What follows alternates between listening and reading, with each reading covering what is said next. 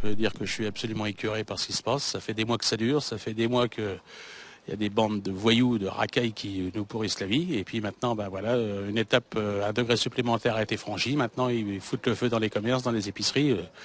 Là, les bras nous en tombent, on ne sait plus à quel sens jouer, on ne sait pas ce qu'on va devenir. C'est pas la première voiture qui brûle là dans le quartier. Hein. Ah ben non, déjà quand il y a eu les émeutes il y a 2 ans, là, il y avait eu plusieurs voitures de brûlées, il y avait eu les camions brûlés devant le carrefour. Là, on voit toujours les mêmes qui traînent, là, qui narguent les gens, qui nous dévisagent, qui nous mettent la pression tout le temps. On sait plus, on a même peur pour nos enfants, on leur dit de pas trop sortir, parce qu'il y en a déjà qui s'est fait racketter, là, qui s'est fait voler son portable, là, qui ont cassé 4 dents. Et puis maintenant, ils foutent le feu comme ça, là. Enfin bon, ils ont plus de limite, ils ont plus de limite. Il y a un véritable climat d'insécurité. Ah oui, tout à fait. Là, c'est clair que depuis quelques années, là, moi, je finis tard. Là, quand je rentre du travail, je les vois là, ils me dévisagent, ils sont là en train de me narguer. On est tout le temps sous pression. On n'est pas bien. On n'est pas bien. Vous pensez que ces gens sont identifiés ici ou là ou pas du tout?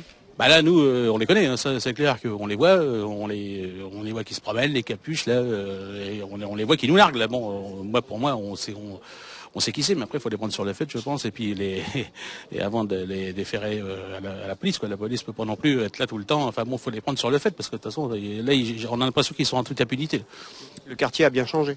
Ah oui, là, moi j'ai acheté ici il y a 12 ans. Je peux vous dire qu'en 12 ans, là, ça s'est vraiment fortement dégradé. Je trouve ça triste de voir que au niveau d'un quartier qui était si calme il y a quelques années, on voit maintenant des agissements de cette sorte, des commerçants qui veulent travailler mais qui ne sont empêchés de travailler, et voir ce désastre au niveau de la poste, des épiciers, des gens qui veulent travailler, et qu'aujourd'hui ça devient, on dit ce n'est plus une zone de non-droit, c'est devenu une zone où les gens ne peuvent plus travailler.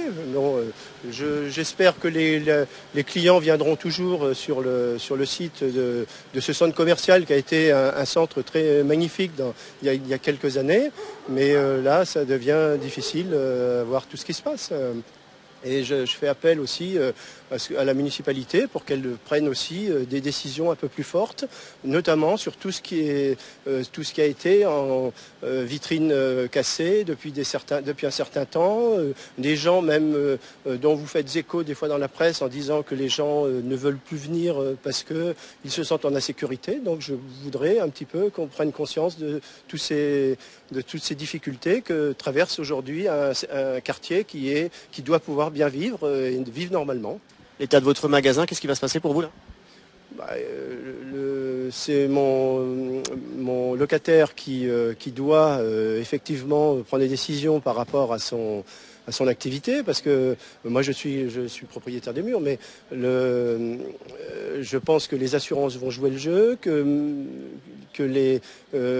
le commerce pourra reprendre son activité, et qu'il y aurait une solidarité pour venir encourager tous ces commerçants qui veulent travailler.